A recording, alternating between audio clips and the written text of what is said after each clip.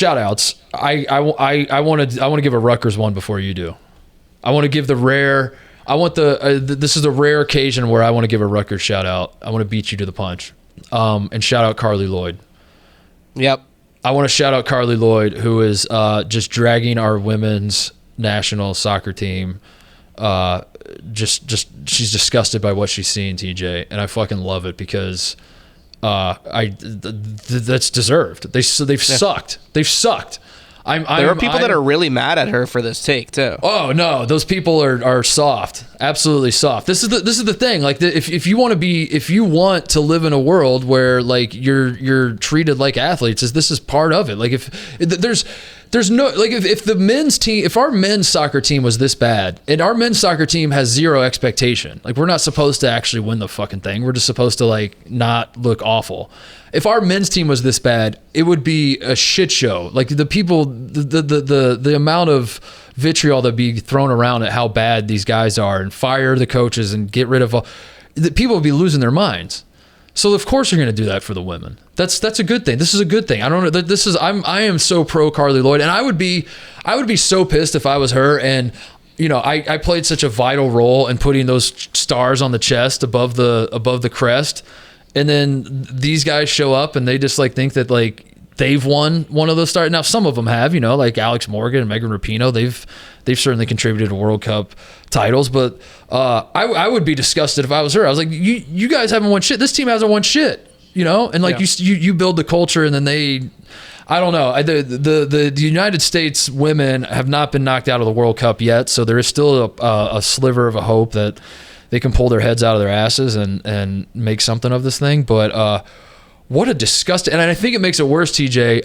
I didn't stay up and watch. I'm gonna straight up say it, but I think like the reason people are so fired up was also there seemed to be a lot of people that like stayed up late to watch was it 3 a.m. or 2 a.m.? I think the game started at 3. Yeah, the 3 a.m. Eastern kickoff to see a 0-0 tie that they should have lost.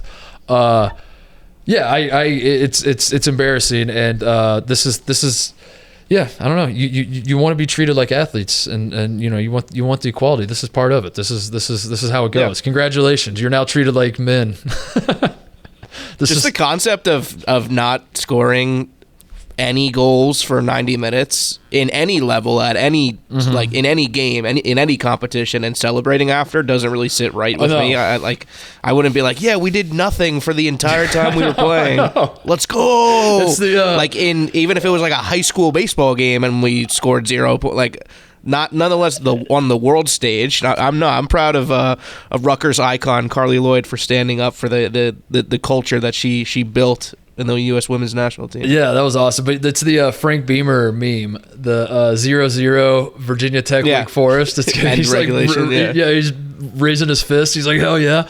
That's what it felt like. No, I think it's the only way women's sports are ever going to truly be respected is if you like quit patronizing women athletes. And this is like my frustration. I was trying to talk about it with Brandon, but Brandon shut it down because he's like, I hate all women and all women athletes. And like, you know, so I was like, all right, well, I guess we're just not gonna have a conversation about that at all. But why can't you live like it? Why can't you just live in a middle ground where you're like, I like watching women's sports sometimes, and I don't know, you just like treat them like fucking athletes. And if you do that, then eventually there will be, you know, like that's why I don't. It's very strange because like the people that are saying Carli Lloyd went too far, like you're patronizing, you're like coddling these women because you think they like represent like some other like political it's like get that shit out of my face. Like go do that somewhere else. You know, like we're here to win a fucking World Cup. Like we want to win the World Cup.